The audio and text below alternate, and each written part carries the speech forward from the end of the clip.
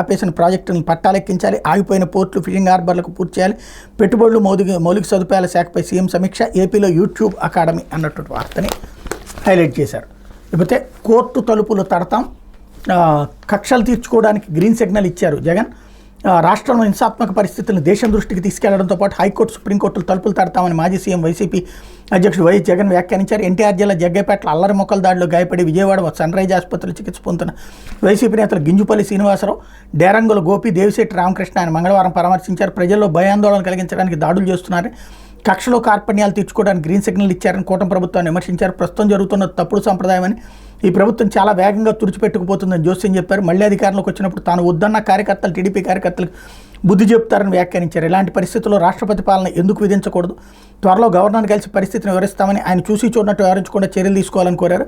జగన్ శుక్రవారం నంద్యాల వెళ్తున్నారు. అక్కడ ఇటీవల హత్యకు గురైన వైసీపీ కార్యకర్త సుబ్బారాయుడు కుటుంబ సభ్యులు పరామర్శించనున్నారు.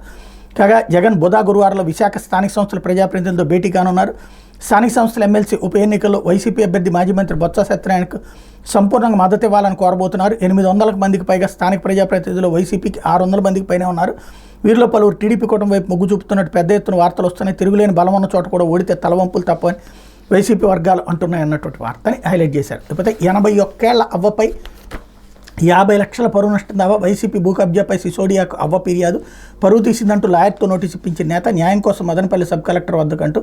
అన్నమయ్య జిల్లా మదనపల్లి సబ్ కలెక్టర్ కార్యాలయం గేటు వద్ద దినంగా కూర్చున్న 8 పదుల వయసున్న ఈ ముసలవ్వ పేరు సుబ్బమ్మ. చెవులు సరిగా వినబడవు, కనీసం మాటలు కూడా స్పష్టంగా మాట్లాడేది. అయినా అవ్వపై స్థానిక వైసీపీ నేత తన లాయర్తో 50 లక్షల పరువు నష్టం దావా వేయించారు. దీంతో తన మనవడు నాగేశ్వరం, మనవరాలు లక్ష్మీదేవి సాయంత్రం మంగళవారం మదనపల్లి సబ్ కలెక్టర్ కార్యాలయం వద్దకు సుబ్బమ్మ వచ్చారు. వారు తెలిపిన కథనం ప్రకారం అన్నమయ్య జిల్లా గుర్రంకొండ మండలం అమిలేపల్లి గ్రామం శ్రీనివాసపురానికి చెందిన రామయ్య భార్య సుబ్బమ్మకు అదే గ్రామంలో ఖాతా నెంబర్ 716లో 3.15 ఎకరాల పట్టా భూమి ఉంది. ఆ మనవడు నాగేశ్వర ఆ భూమిని అదే గ్రామానికి చెందిన ఎంపీపీ కుమారుడు వైసీపీ నేత యోగేంద్ర వద్ద పాస్ పుస్తకాలు కుదవబెట్టి ₹1,50,000 అప్పు తీసుకున్నాడు. కొన్ని నెలల తర్వాత అప్పుకు వడ్డీ వేసి రుణం తీర్చేశాడు. అయినా అవ్వ పేరిట ఉన్న పాస్ పుస్తకాలను యోగేంద్ర ఇవ్వలేదు. సుబ్బమ్మ పేరిట ఉన్న పాస్ పుస్తకాలను వేరొకరి పేరిట మ్యూటేషన్ చేయించేశారు.